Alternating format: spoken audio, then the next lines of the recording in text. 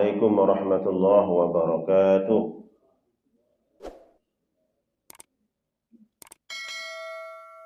Innal hamdalillah nahmaduhu wa nasta'inuhu wa nastahdihi wa natubu ilayh.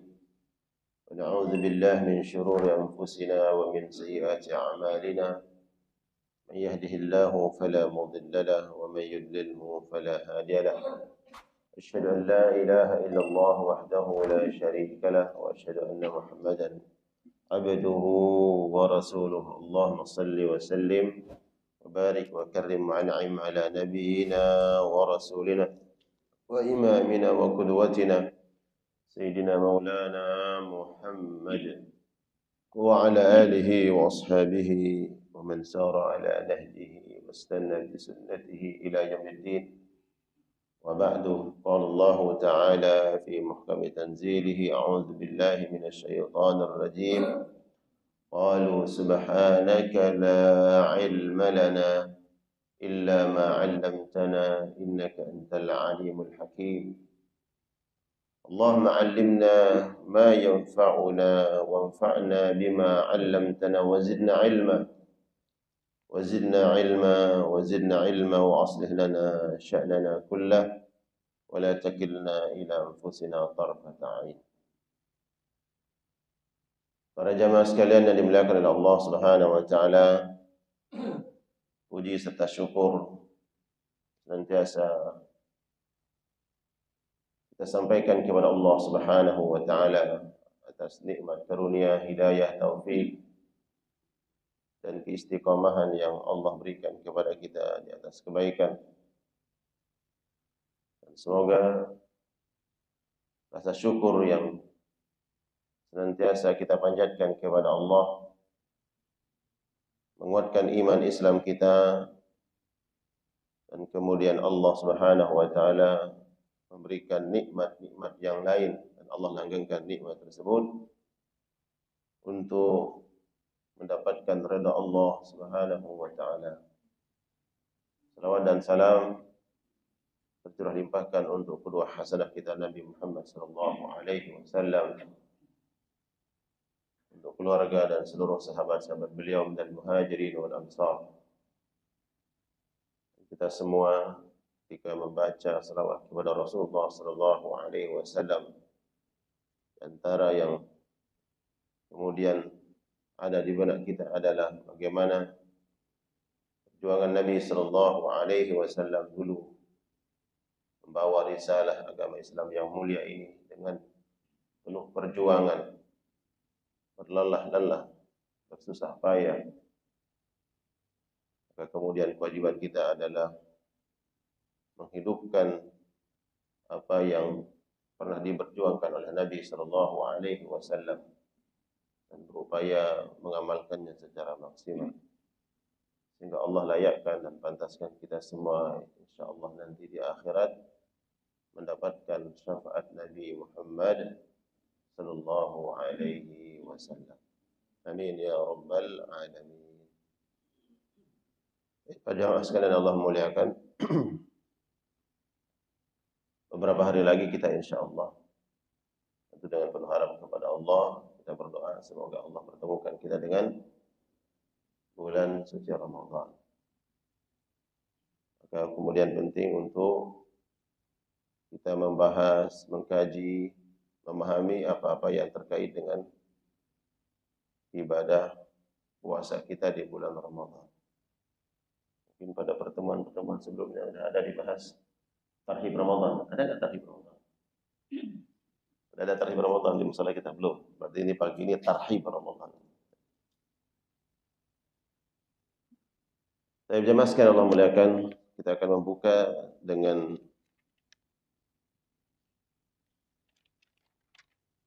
membahas ayat Al-Quranul Karim, surat Al-Baqarah ayat 183. Kemudian nanti insyaallah hadis-hadis yang terkait dengan puasa. Allah Ta'ala, Allah berfirman, A'udzu billahi minasyaitonir rajim. Ya ayyuhalladzina amanu kutiba alaikumus siyamu kama kutiba 'alal ladzina min qablikum la'allakum tattaqun. Ya ayyuhalladzina amanu, wahai orang-orang yang beriman, kutiba alaikumus syiyam, telah diwajibkan kepada kalian berpuasa. Kama kutiba 'alal ladzina min qablikum la'allakum tattaqun, sebagaimana ibadah puasa ini telah diwajibkan atas umat-umat atau orang-orang sebelum kalian. La'allakum tattaqun, agar kalian bertakwa. Di dalam ayat ini Allah Subhanahu wa taala mengawali firman-Nya dengan menyeru orang-orang beriman menggunakan huruf nida. Ya ayyuhalladzina amanu, huruf nida. Dan para ulama menjelaskan bahwa huruf nida ini menunjukkan cinta Allah Subhanahu wa taala, mahabbatullah, cintanya Allah Subhanahu wa taala. Allah menyeru kita dengan panggilan cinta, namun mewajibkan sesuatu yang terkadang manusia merasa tidak menyukai apa yang diperintahkan oleh Allah Subhanahu wa taala. Di sini kemudian kita dapat memahami terkadang perkara-perkara yang kita tidak senangi, yang tidak kita sukai, merupakan rahasia pesan cinta dari Allah Subhanahu wa taala. Secara hawa nafsu manusia itu tentu tidak mau meninggalkan makan dan minum. Ini kebutuhannya. Kemudian tidak mau meninggalkan syahwat berhubungan suami istri. Tapi kemudian Allah perintahkan itu sesuatu yang manusia kadang nggak mau melakukannya, yang tidak dia sukai, yang tidak dia senangi. Namun Allah memanggil dengan panggilan cinta. Berarti di balik sesuatu yang tidak disenangi, yang kita tidak menyukainya, di situ ada pesan cinta Allah. Nah, ini berlaku dalam setiap peristiwa yang terjadi di dalam hidup kita. Mungkin banyak hal yang kita tidak sukai, kita tidak senangi, tapi di situ ternyata tanda Allah sayang, Allah cinta.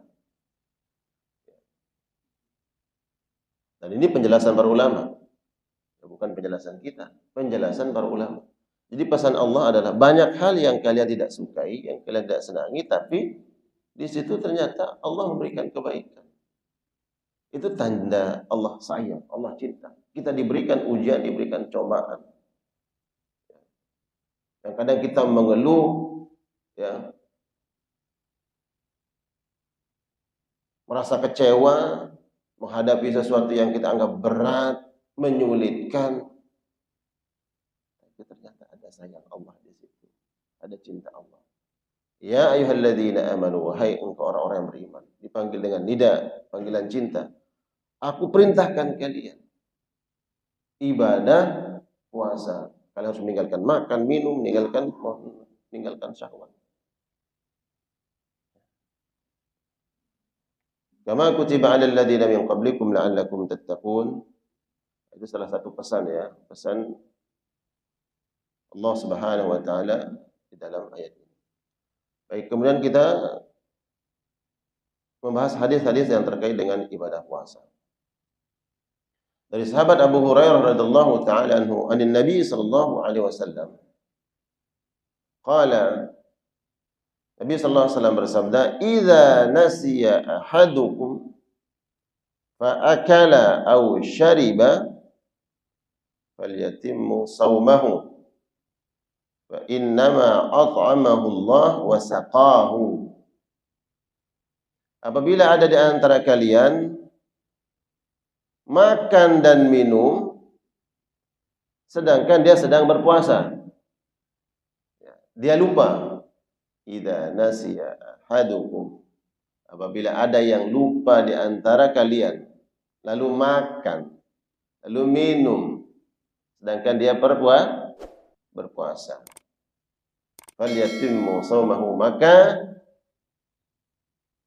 lanjutkan puasanya, jangan dibatalkan. Fa innama at'amahu Allah wa saqahu, karena Allah yang memberikan dia makan dan Allah yang memberikan dia minum. Dalam riwayat yang lain disebutkan bahwa razaqahullahu wa saqahu, Allah yang memberikan dia rezeki makanan tadi dan Allah yang memberikan dia minum. Nah, ini coba kita membahas tentang fikih puasa. Saya tidak memperdalam ayat yang tadi karena sudah juga banyak tempat yang saya bahas ayat itu, kemudian nanti juga banyak yang menjelaskan tentang ayat 183 Al-Baqarah tadi. Ini kita bahas tentang fikih puasa. Jadi kalau ada orang yang berpuasa, dia lupanya itu dia makan atau minum, perkara yang membatalkan puasa, maka dia harus melanjutkan puasanya. Dia makan, minum dah, gitu. Lagi kenyang, udah kenyang gitu, baru ternyata puasa. Dia bilang alhamdulillah lagi, alhamdulillah. Gimana kalau kira-kira ya kita melihat orang-orang lupa, gimana hukumnya? Nah, ini kan orangnya lupa nih. Tapi kalau kita melihat orang lupa gimana? Ya, ini kan jarang. Ya mungkin aja terjadi kan. Di hari pertama di bulan Ramadan, biasanya di kantor pas istirahat, cari ruangan yang biasa boleh, rokok umpamanya. Ini pas bulan puasa, hari pertama, lupa dia, cekrek. Nah, gimana hukumnya? Kalau orangnya lupa, ya Allah, Nabi sampaikan bahwa ya dia lanjutkan puasanya. Kalau kita melihat orang lupa, gimana? Kita ingatkan nggak? Gimana Pak? Ingatkan. Atau kita biarkan? Ada dua pendapat. Ada mengatakan bahwa ingatkan dia. Ingatkan. Dalilnya mana? Mar'a minkum mungkaran. Karena itu bagian dari kemungkaran. Ya. Keteledoran, kesalahan. Maka ingatkan. Woi, puasa. Udah belum minum lagi, udah sarang di sini. Ngapain ingetin saya sekarang? Ntar kalau minum baru ingetin. Ingatkan, mar'a minkum mungkaran. Ada yang mengatakan jangan ingatkan, karena kalau diingatkan kamu menghalangi rezeki Allah. Ya.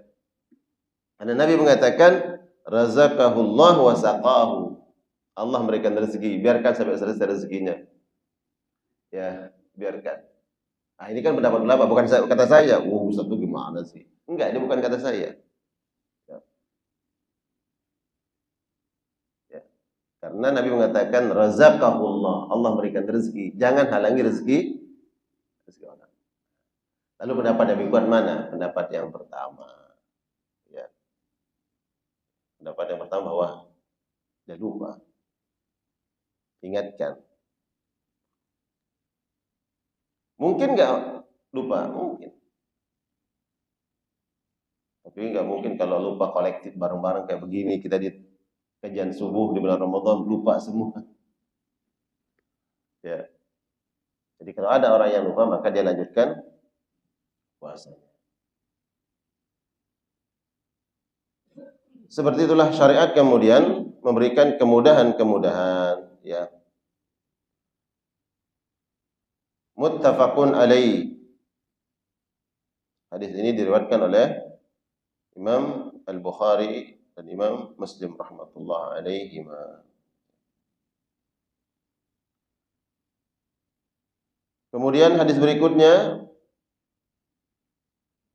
dari sahabat Laqid bin Sibrah radhiyallahu taala anhu qala qultu ya Rasulullah akhbirni anil wudu. Ya Rasulullah, tolong ajarkan saya bagaimana wudu yang benar. Ada seorang sahabat datang kepada Nabi sallallahu alaihi wasallam meminta ya, dibimbing, diajarkan bagaimana wudu yang benar. Qala asbighil wudu, sempurnakan wudumu. Wudu yang benar itu dilakukan dengan sempurna. Sempurna maknanya di sini pertama, sunnahnya tetap dijaga.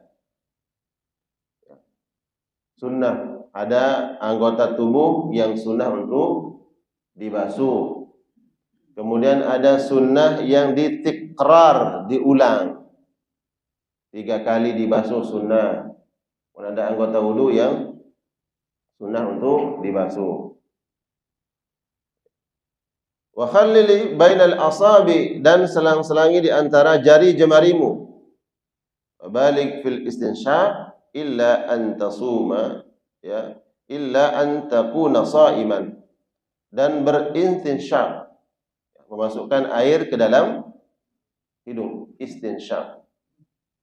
Itu sunnah, bagian dari isbaghil wudu, kecuali kalau kamu sedang puasa.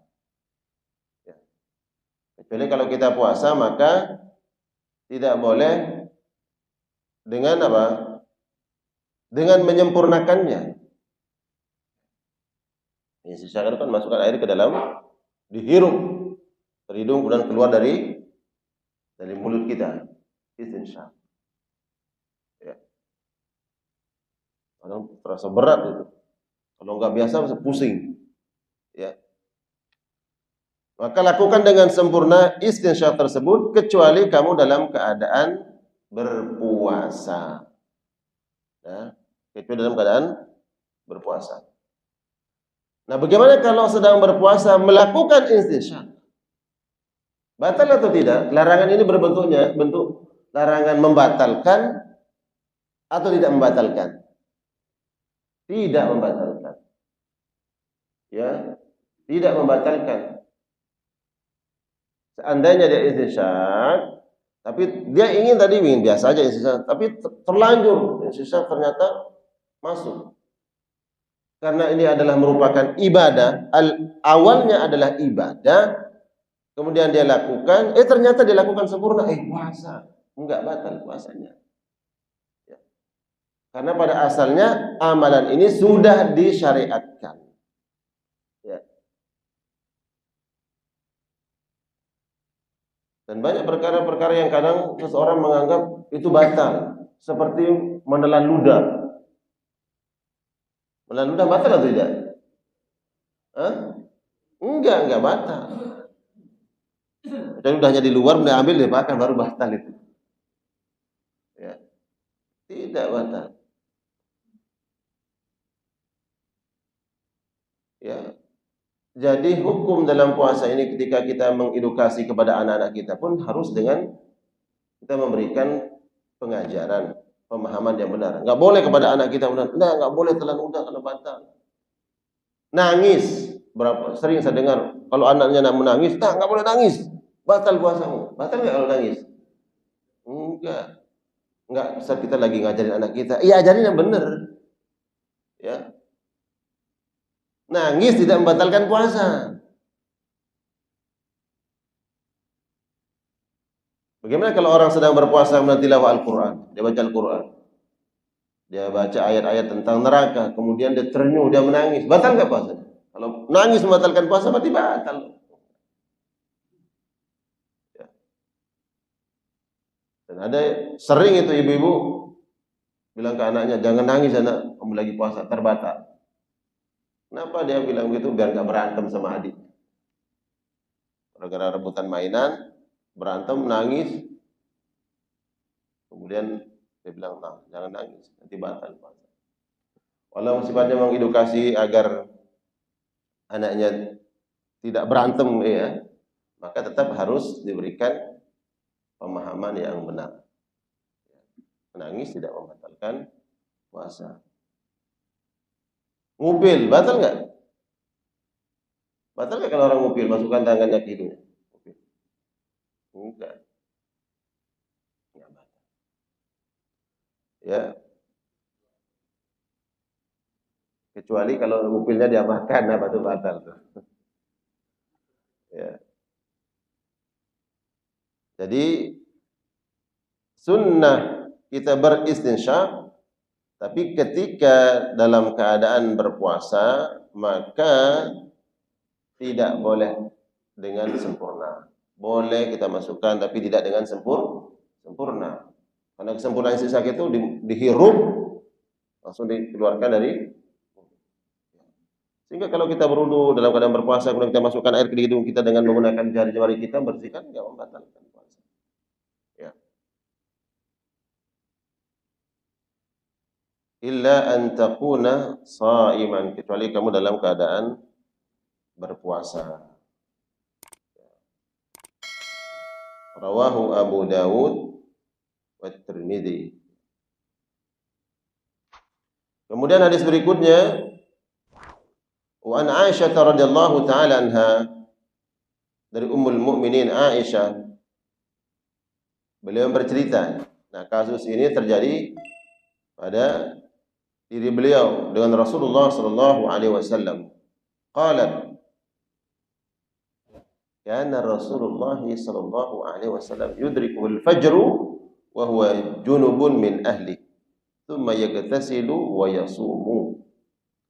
Kata Ummul Mukminin Aisyah, Rasulullah sallallahu alaihi wasallam sudah sampai waktu fajar, sudah azan subuh, wa huwa junub, sedangkan dia belum mandi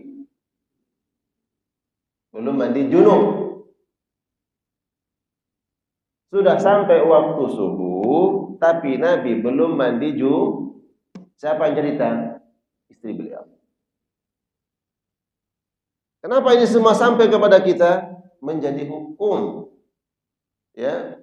Kenapa diceritakan? Agar kita tahu bahwa kalau kasus ini terjadi seperti ini, ya lupa mandi, terus gimana? Batal dong puasanya. Enggak.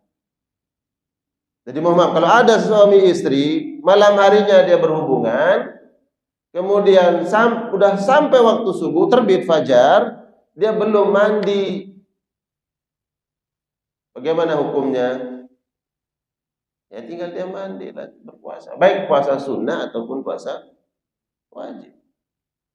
Kalau itu di bulan Ramadan, ternyata dia lupa makan sahur, bukan mandi junubnya dia sesali, lupa makan, udah azan di musala atau baru bangun, ya lewat, saking lelapnya kan. Iya. Kalau itu terjadi gimana? Jadi banyak juga yang tidak tahu hukumnya. Kalau kemudian dia, ini kan puasa Ramadan, dia pasain, tapi dia nggak tahu hukumnya, dia ragu-ragu, was-was. Tanya ke Ustaz baru. Oh iya, ternyata boleh. Hukumnya lanjut puasanya, boleh. Ya. Tapi jangan tinggalkan makan sahurnya. Ada makan sahur yang lebih afdal itu. Masak sahurnya pakai itu. Ya, ada makan sahur. Kata Ummul Mukminin Aisyah, kana Rasulullah sallallahu alaihi wasallam, dia Rasul, yudrikuhul fajr wa huwa junub min ahli, dari keluarganya. Min ahlihi, dari keluarganya. Nah, Ummul Mukminin cerita, bukan bersama saya, enggak jelas, tapi bersama keluarganya. Mungkin sama beliau, atau Nabi cerita kepada Ummul Mukminin, kemudian diriwayatkan, atau bersama Ummul Mukminin radhiyallahu taala anha. Tsumma yaghtasilu, kemudian beliau mandi, ya, mandi janabah, wa yasum, dan kemudian beliau berpuasa.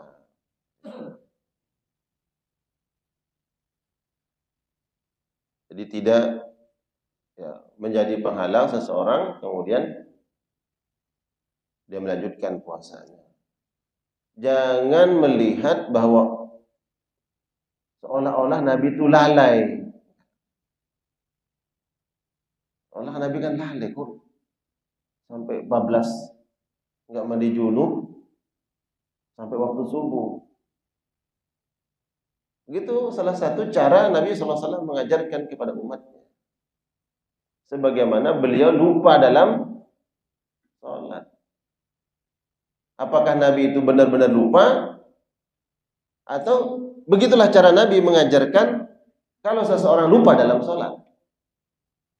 Pernah juga kita sampaikan di majelis ini.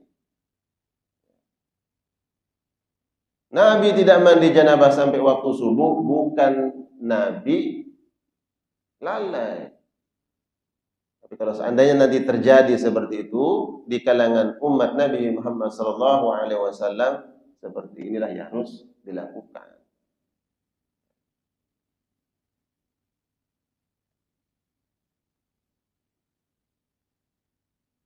Nabi pernah lupa dalam sholatnya. Mestinya sholat itu 4 rakaat, tapi beliau sholat 3 rakaat. Selesai sholat, sahabat bertanya kepada Nabi, ya Rasulullah, apakah ada perubahan dalam bilangan rakaat sholat? Kata Nabi, enggak. Emang kenapa? Kurang 1 rakaat. Para sahabat enggak negur. Enggak ada subhanallah, subhanallah. Ya. Kenapa tidak negur? Karena kita diperintahkan satu mengikuti imam, kedua ya Nabi SAW kita diperintahkan untuk mengikutinya. Para sahabat, jangan-jangan ini ada wahyu yang turun. Ada perubahan dalam bilangan rakaat. Sehingga sahabat tidak ada negur. Setelah itu Nabi kemudian mengambil 1 rakaat yang tersisa. Nabi langsung bangkit menyempurnakan bilangan rakaatnya. Nabi tidak lupa. Tapi begitulah cara Nabi mengajarkan kalau ada yang lupa dalam bilangan rakaat salat. Sanuqri'uka fala tansa. Maksud apa itu? Sanuqri'uka fala tansa. Kami akan bacakan kepadamu Al-Qur'an, kamu tidak akan pernah lupa. Jadi Nabi tidak, dan ini diungkapkan oleh Imam Asy-Syafi'i rahmatullah alaihi, Nabi tidak lupa, tapi mengajarkan umatnya kalau ada yang lupa maka seperti inilah kemudian ya solusinya, sempurnakan salatnya tanpa harus merusak salat sebelumnya. Bukan kemudian oh ya berarti batal, ulang lagi salatnya. Enggak.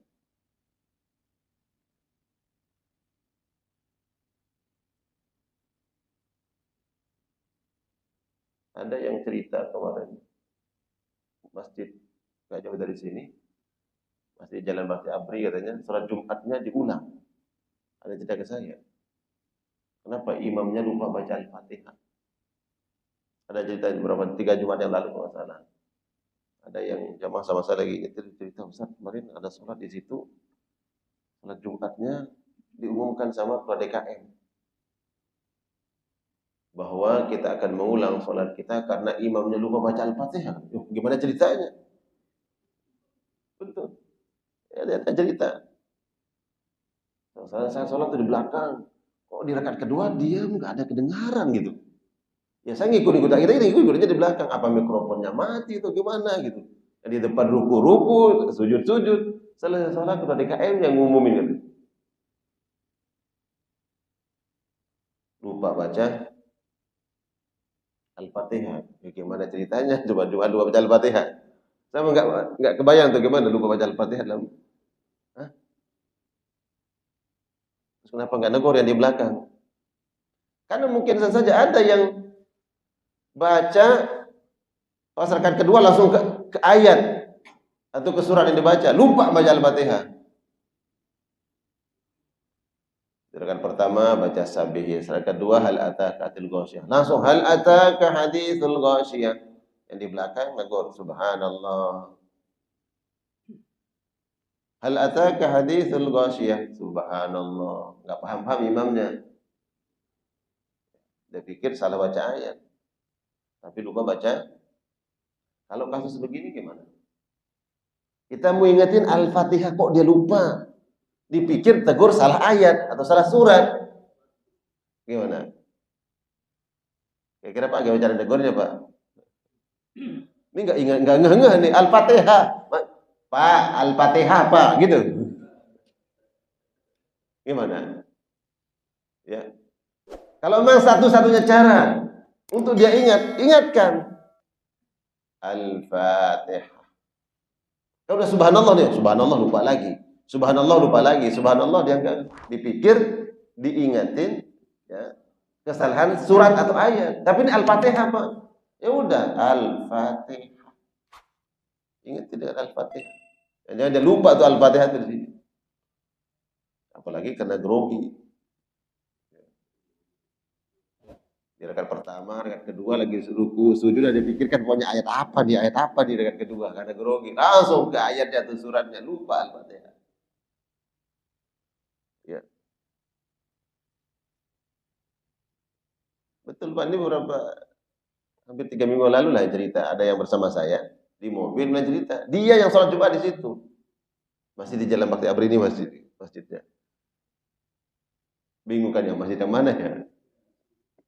Atau mungkin ada yang sholat waktu itu di sana?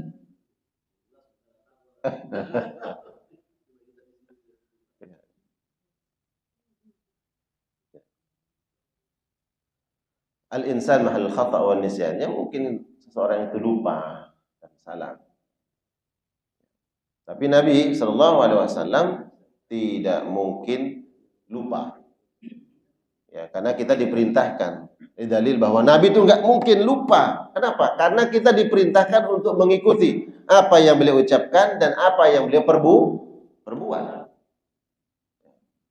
Lalu kenapa Nabi lakukan seperti itu? Ya, begitulah cara Nabi mengajarkan kepada kita. Dan itu disebutkan oleh Imam Asy-Syafi'i rahmatullah alaihi. Seperti hadis ini juga, jangan bayangkan Nabi itu lalai. Dan ini bukan di bulan Ramadan. Ya. Bukan di bulan Ramadan, jangan bayangkan bulan Ramadan Nabi sampai lupa karena ketiduran kali. Wa yasum, dia langsung berpuasa, puasanya. Ya. Karena tidak jelaskan apakah bulan Ramadan atau tidak, tapi puasanya Nabi bukan hanya di bulan Ramadan. Ada puasa sunnah. Karena ada beberapa kasus Nabi Shallallahu Alaihi Wasallam, beliau pulang dari masjid, kemudian sampai di rumah tanya, ada sarapan nggak? Nggak ada. Ya udah lanjut puasa. Nabi Shallallahu Alaihi Wasallam mungkin malam harinya itu udah dia puasa, kemudian Muhammad berhubungan dengan keluarga beliau, kemudian sampai waktu subuh beliau belum junub, dia lanjutkan puasa. Dia langsung berpuasa. Kalau dia niatkan malam harinya puasa.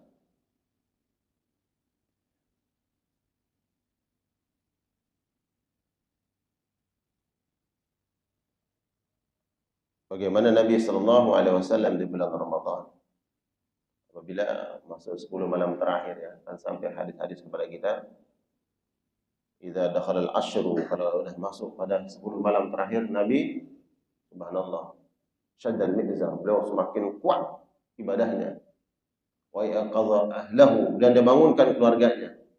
Nah, ini penting juga kemudian kita menyusun agenda Ramadan kita. Ini mau itikaf di mana? Itikaf sama siapa? Apakah sama keluarga juga di bawah?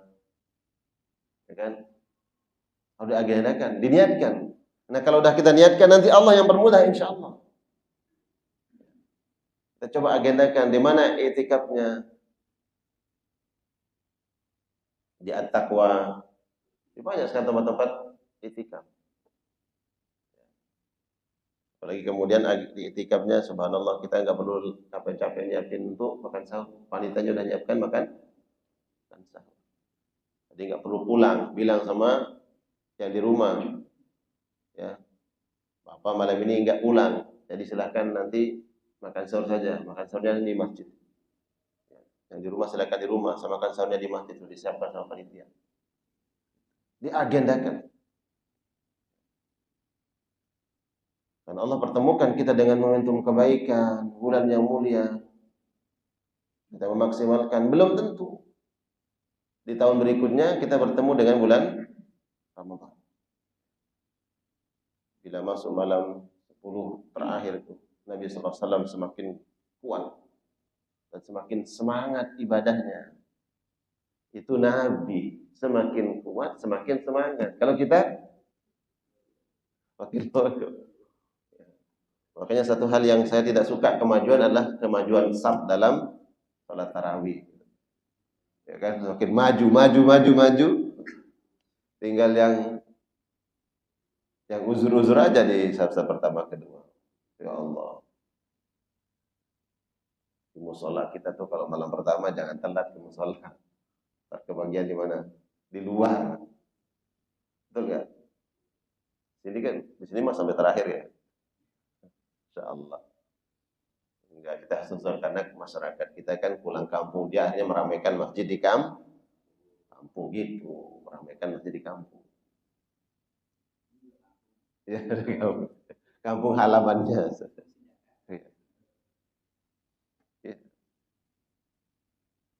Jadi kadang kita memang terbalik dengan apa yang dilakukan oleh Nabi Sallallahu Alaihi Wasallam. Baik, kemudian dan cepat kita bahas hadis-hadis ini. Hadis berikutnya an Abi Atiyah qala dakhaltu ana wa Masruq ala Aisyah radhiyallahu ta'ala anha.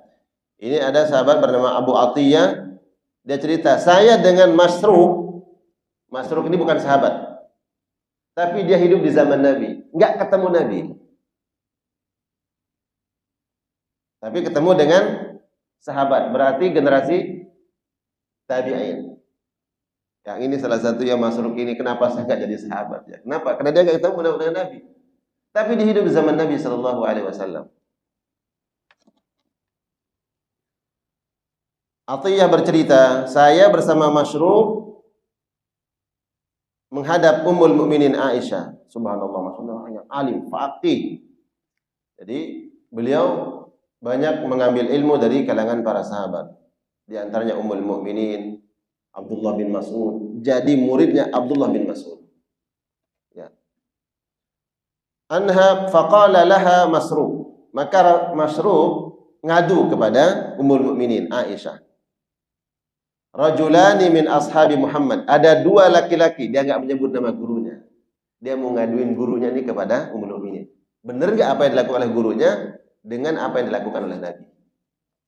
Masruq ini cerita. Ya, Abu Atiyah cerita, dia bersama Masruq menghadap Ummul Mukminin. Faqala laha Masruq. Tapi Masruq kemudian yang berkata kepada Ummul Mukminin, rajulani, ada dua laki-laki, maksudnya min ashabi Muhammad, dari kalangan para sahabat Nabi. Kilahuma la ya'lu anil khairi. Kedua-duanya ini getol dalam melaksanakan kebaikan, tidak mau ya terhalang dalam melakukan kebaikan. Ahaduhuma yu'ajjilul maghriba wal iftar. Yang satunya bila masuk waktu maghrib segera dia iftar dan salat maghrib. Salah satu dari yang dua ini, kata Masruq, dia segera berbuka dan segera sholat.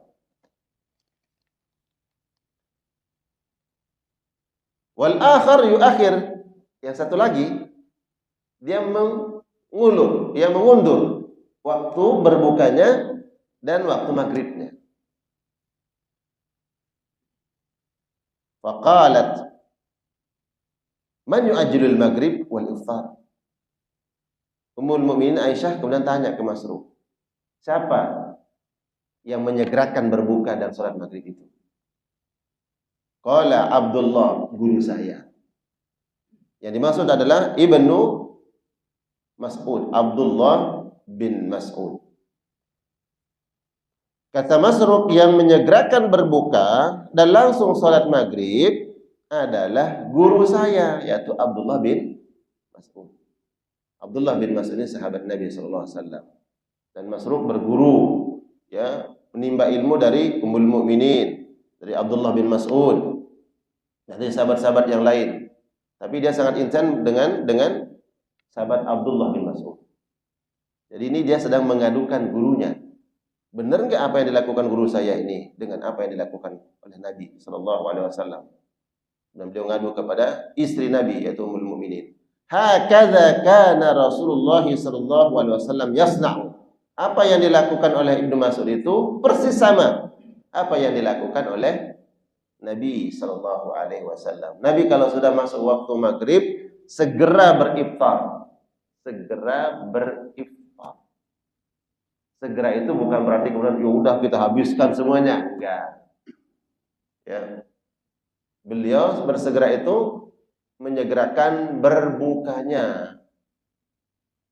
Bukan menjadi dalil berarti kalau begitu semua makanan ini kita harus habiskan baru salat maghrib. Enggak. Dia menyegerakan berbuka, kemudian menyegerakan salat maghrib. Kalau memang kolak depan kita, ya kolak dulu. Waktu salat maghrib, kemudian sotonya, rawonnya, apalagi itu. Entar setelah salat maghrib. Jadi yang disunahnya adalah ta'jil, bersegera. Bersegera berbuka, kemudian salat maghrib. Dan itulah yang dilakukan oleh Nabi Sallallahu Alaihi Wasallam, kemudian ya diikuti oleh sahabat Abdullah bin Mas'ud radhiyallahu taala anhu, rawahu Muslim.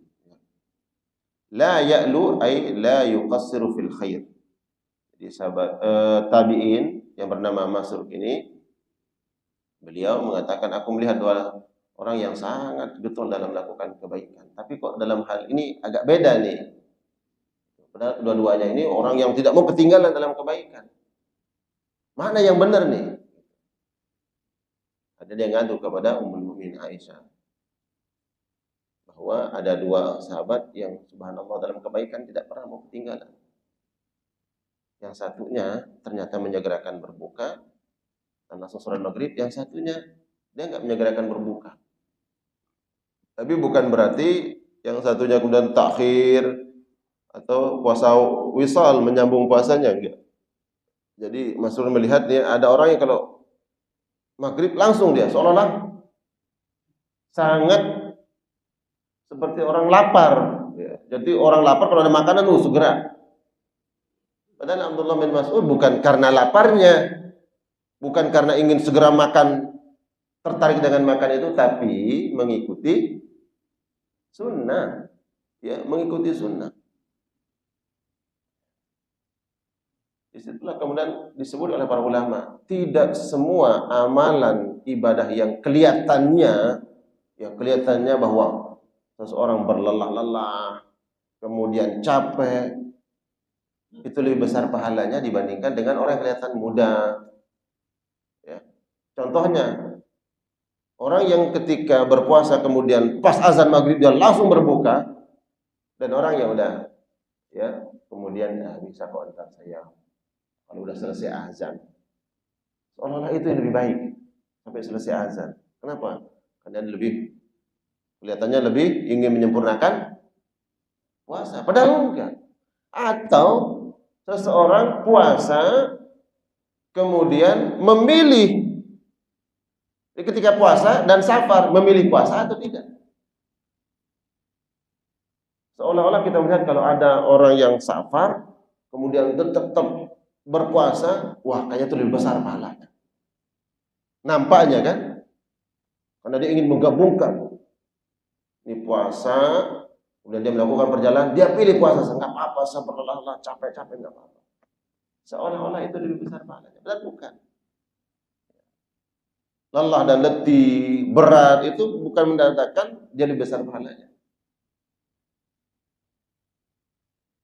Jadi kalau orang berpuasa, ya safar kemudian dia sedang berpuasa, apakah dia memilih untuk iftar, tidak berpuasa, atau berpuasa? Pilih mana?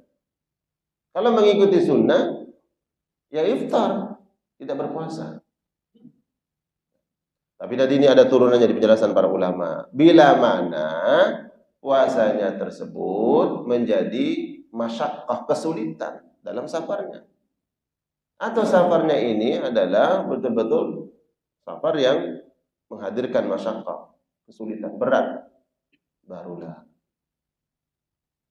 Karena pada prinsipnya ketika seorang safar itu diberikan keringanan dalam ibadah.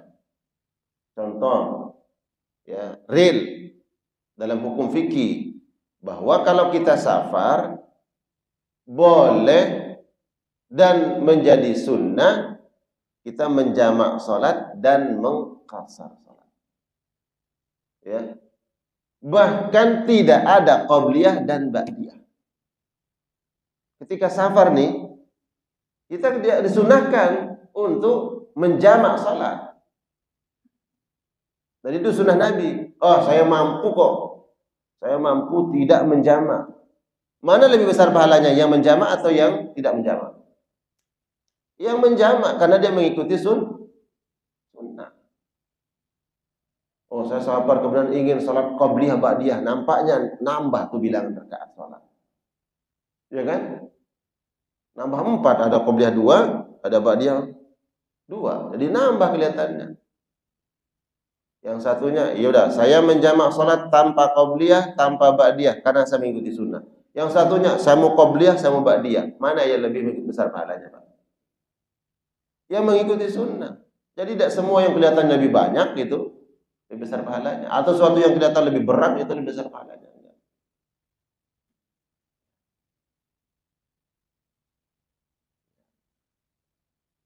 Kalau ada orang sekarang berjalan kaki nih, dia mampu, tapi jalan kaki untuk ke Mekah. Ada orang yang mampu dia pakai pesawat aja. Kira-kira lebih besar pahalanya mana, Pak? Hah? Allahu a'lam. Tapi kalau ikuti sunnah Nabi SAW dari Madinah ke Mekah itu Nabi jalan kaki atau pakai unta? Hah? Para sahabat dulu dari Madinah ke Mekah jalan kaki atau pakai unta? Ya, pakai unta, artinya pakai kendaraan.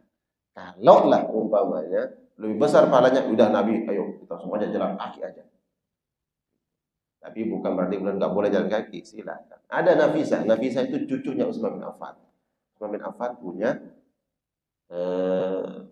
anak laki-laki, laki-lakinya punya anak perempuan, namanya Nafisah. Itu hidup di zamannya Malik bin Anas di Madinah.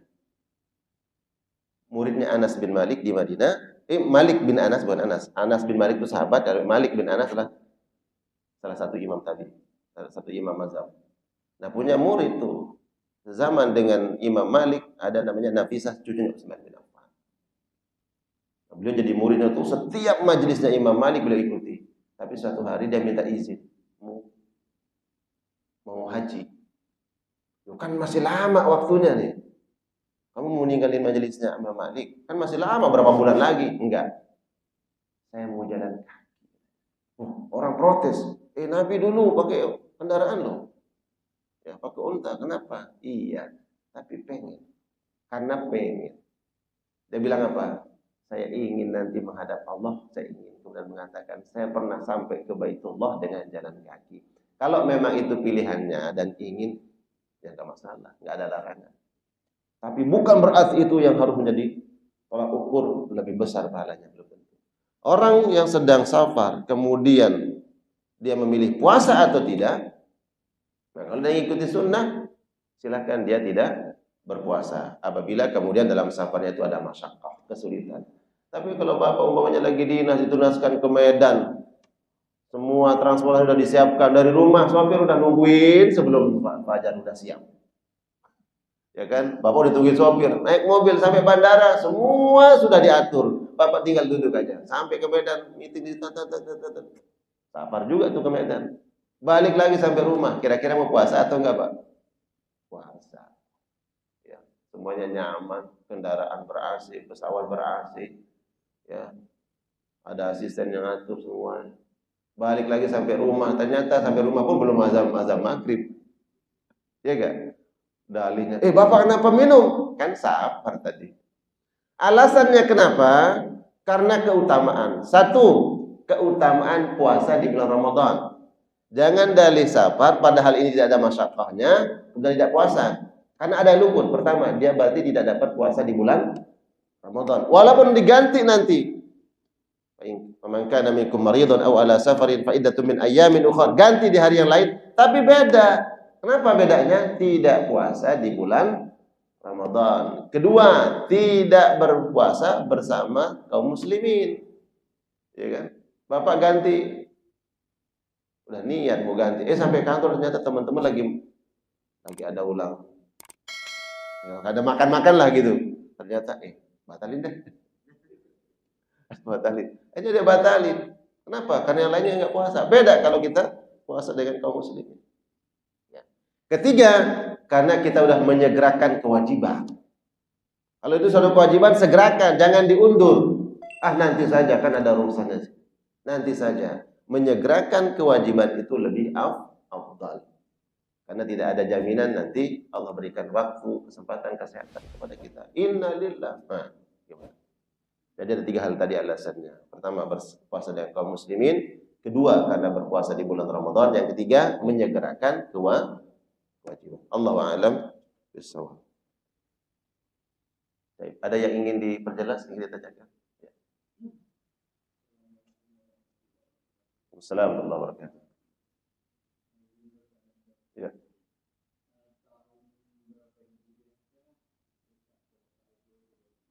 Ya. Ya.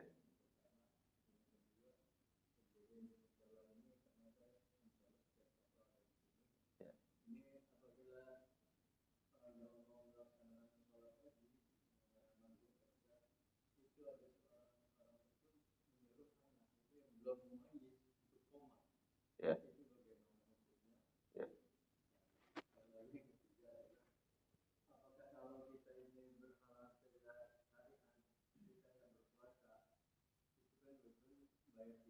Ya.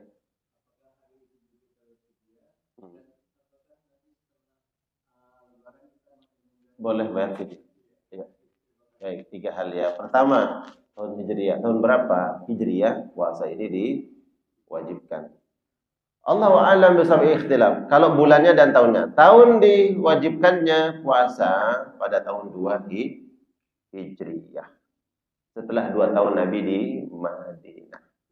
Dan itu bertepatan ketika Nabi SAW dengan para sahabat diperintahkan oleh Allah, tentu atas perintah Allah, untuk apa? Menghadapi orang-orang musyrikin. Ada Abu Sufyan pulang dari Syam, membawa dagangannya, mau pulang ke Mekah. Ya kan? Dari situ kemudian Nabi tahu, Nabi ajak beberapa sahabat, stop, kita hadang dia. Kenapa? Karena harta kita di Mekah diambil. Dihadanglah. Berita ini nyampe ke Mekah bahwa Muhammad dengan orang-orang Madinah mau memerangi memerangi Amr bin As. Abu Sufyan, subhanallah, bukan Utsman, bukan Amr. Sufyan, Abu Sufyan, tokoh Quraisy di Mekah, pulang berdagang dari Syam, dicegat di tengah perjalanan oleh Nabi dan para sahabat. Nabi tujuannya bukan memerangi. Akhirnya kemudian peranglah.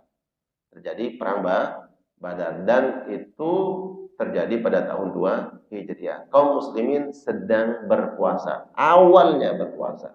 Tahun 1 Hijriah belum. Tapi tahun kedua baru kemudian perintah berpuasa. Jadi kalau bertanya tahun berapa Hijriah puasa ini diwajibkan, pada tahun 2 Hijriah. Ayat tentang puasa Al-Baqarah 183. Ya ayyuhalladzina amanu kutiba alaikumussyam, itu turun pada bulan Sya'ban kama qala. Disebutkan bahwa ayat itu turun di bulan Sya'ban, bahwa berikutnya kalian akan berpuasa. Ya ayyuhalladzina amanu kutiba alaikumussyam kama kutiba alal ladzina min qablikum la'allakum tattaqun. Ya. Jadi ayat itu turun di bulan Sya'ban. Kama qila, konon seperti itu. Nah, kemudian terkait anak yang tadi iqamah. Sebenarnya dalam fikih ibadah bahwa yang berhak untuk iqamah adalah yang azan. Kemudian tidaklah muadzin itu boleh iqamah kecuali setelah imamnya bilang qamat. Ya. Siapa nih imam biasa di musholla? Oh, giliran Pak Ustaz. Ya udah, berarti inisiatif muadzin aja. Karena enggak ada imam tetap. Tapi kalau umpamanya ada imam bahwa malam ini imamnya adalah maghrib, isya, fulan, berarti dia yang qamat, juru qamat. Jadi dalam fikih ibadah tidaklah muadzin itu iqamah kecuali setelah perintah dari imam. Siapa imam malam itu? Di maghrib dan isya, maka dia yang juru. Tapi kalau menjadi sebuah kebiasaan bahwa oh imamnya sudah datang tanpa dia nyuruh, isyarat bahwa kalau dia datang atau dia sudah berhenti nih, menunjukkan bahwa kita akan iqamah, ya silakan. Iqamah. Dan yang iqamah adalah yang azan. Maka enggak boleh kalau ini bapak ini azan, kemudian dia belum iqamah, tiba-tiba bapak yang itu Allahu Akbar, Allahu Akbar, asyhadu an la ilaha, enggak boleh. Mengambil hak, biarkan dia yang azan, dia iqamah. Kecuali kalau kemudian dia nyuruh, barulah iqamah orang lain. Lalu gimana kalau ini adalah anak kecil? Ya, di antara sunnah adalah qabla shalah, adzan dan iqamah itu sunnah. Lalu gimana kalau yang iqamah adalah anak kecil? La ba'sa bihi, enggak ada apa-apa. Kalau iqamah enggak masalah. Azan, iqamah kita perintahkan sebagai bentuk kita mendidik mereka, mentarbiyah, mengajarkan, ya. Maka enggak masalah. Boleh, mau dia azan, mau iqamah diperbolehkan. Kemudian yang ketiga terkait tadi tentang fidyah. Ada ibadah yang muakkad, diikat dengan waktu. Kalau kaitannya di bulan Ramadan, zakat fitrah. Dia muakkad, enggak boleh dikeluarkan di luar bulan Ramadan. Dia terikat dengan bulan Ramadan. Zakat fitrah boleh dikeluarkan semenjak terbitnya ya hilal di bulan Ramadan, enggak boleh kita keluarkan. Umpamanya saya mengeluarkan zakat nih tanggal berapa? Hari pertama bulan Ramadan dia keluarkan zakat. Boleh enggak? Boleh. Tapi ini waktu disebut dengan waktu jawaz. Jawaznya boleh. Gitu ya. Dari hari pertama di bulan Ramadan boleh kita keluarkan. Sebelum masuk Ramadan enggak boleh, tak bayar zakat fitrah saya. Bulan Ramadan. Atau setelah masuk bulan Syawal bayar zakat fitrah enggak boleh. Jadi waktunya adalah ditentukan di bulan Ramadan. Kapan mulai bolehnya? Mulai bolehnya ketika masuk bulan Ramadan. Disebut dengan waktu jawaz, boleh. Ya. Kemudian 10 dari 10 terakhir. Maka di sini dia dianjurkan ya untuk mengeluarkan zakat fitrah. Namun ada waktu yang afdal. Waktu afdal adalah maghrib ya. Maghrib hari terakhir sebelum khatib selesai berkhutbah. Ya. Dan ini hanya di waktu afdal. Hanya saja kalau ini diperhatikan menjadi sebuah kesulitan. Gimana kalau semuanya mencari waktu afdalnya itu adalah pokoknya udah azan ya, azan maghrib, hilal, Syawal. Malamnya itu berarti besok lebaran kan? Kemudian semuanya di situ cari untuk mengeluarkan zakat fitrah, menjadi kesulitan. Tapi hukum awalnya itu yang afdalnya. Gitu ya. Nah. Adapun fidyah, apakah dia harus di bulan Ramadan? Tidak. Fidyah itu boleh kita keluarkan di luar bulan Ramadan. Sama seperti zakat mal. Dan biasanya kita nemukan di panitia-panitia penerima zakat fitrah, infak dan sedekah itu digabung tuh waktunya. Ya, yang mengeluarkan zakat fitrah, yang mau zakat mal, yang mau fidyah, yang mau sedekah. Kemudian didistribusikan di waktu yang bersamaan, enggak masalah. Tapi kalau ada orang yang kemudian dia mengeluarkan fidyahnya di Ramadan, diperbolehkan. Ya. Atau dia mengeluarkan zakat malnya di luar Ramadan boleh. Atau disalurkan juga di luar bulan Ramadan diperbolehkan. Gitu ya. Dari fidyah dan zakat mal. Adapun zakat fitrah maka dia dikeluarkan di bulan Ramadan sampai batas akhirnya sebelum turunnya khatib dari mimbar ketika berkhutbah. Gimana Ustaz kalau umpamanya saya lupa bayar zakat fitrah, ternyata di Masjid At-Taqwa sudah bubar. Udah lupa. Belum bayar zakat fitrah. Ya kan? Udah telepon di kampungnya di Sumatera. "Ma, di sana udah khutbah belum? Belum nih, belum sholat nih. Gimana? Boleh nggak saya keluarkan zakat saya di sana?" Hah? Boleh atau tidak? Dan di sini perintah keluarkan zakat fitrah adalah di tempat tinggal kita. Ya. Kalau memang kemudian jika memang luput tadi, dia betul-betul lupa, ternyata belum bayar zakat fitrah, maka dia telepon keluarganya yang di sana belum sholat Id. Karena kan syaratnya diterimanya zakat fitrah itu sebelum selesai sholat Id. Ya. Yang ini jumhur ulama, konsensus ulama. Maka kalau memang seperti itu, ya jika hal memang dia betul-betul luput, dia lupa, maka nggak apa-apa dia keluarkan di tempat yang memang belum selesai salat Id. Allahu a'lam bissawab.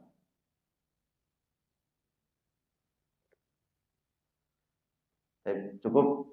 Barakallahu fina wa fikum ajma'in.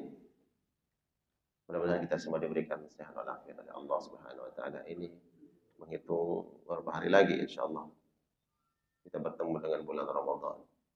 Semoga Allah berikan kita sehat walafiat, ya, bertemu dengan bulan Ramadan dan dapat menyempurnakan ibadah-ibadah baik yang wajibnya ataupun yang sunnahnya di bulan Ramadan, dan seluruh keluarga besar kita diberikan kemudahan dan kesehatan oleh Allah. Kita duduk dengan doa kafaratul majlis. Subhanakallah bihamdika asyhadu an la ilaha illa anta astaghfiruka wa atubu ilaik. Wassalamualaikum warahmatullahi wabarakatuh.